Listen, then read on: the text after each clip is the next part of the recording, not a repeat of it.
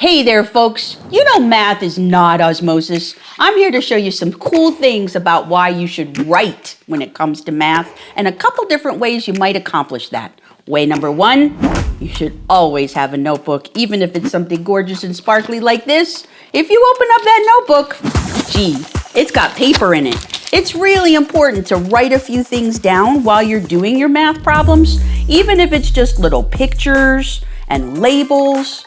But it's really cool to be able to do this tip.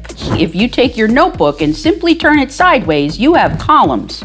You could do something as easy as this, just like that, and everything is all lined up, so you don't have to worry about rearranging things when you're adding with decimals.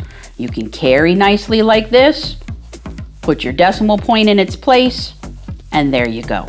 If you have a whiteboard, bring it to class with you. These are really inexpensive. As you can tell, this one's been used a lot, but dollar store whiteboards, really handy, because here you can be drawing things, you could be labeling things, but it helps me engage my brain and give me something to do when I'm figuring out that math problem because I can write it.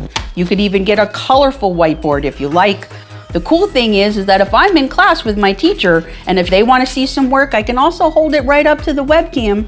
I could even take a picture of it and I could post it as work assignment because I've written things down as I'm doing stuff in class. You know what? When you get a little bit older and you start working with coordinate grids, or maybe if you need graph paper and you don't want to have to buy a whole notebook of graph paper, you could print out one. This is a simple little page protector.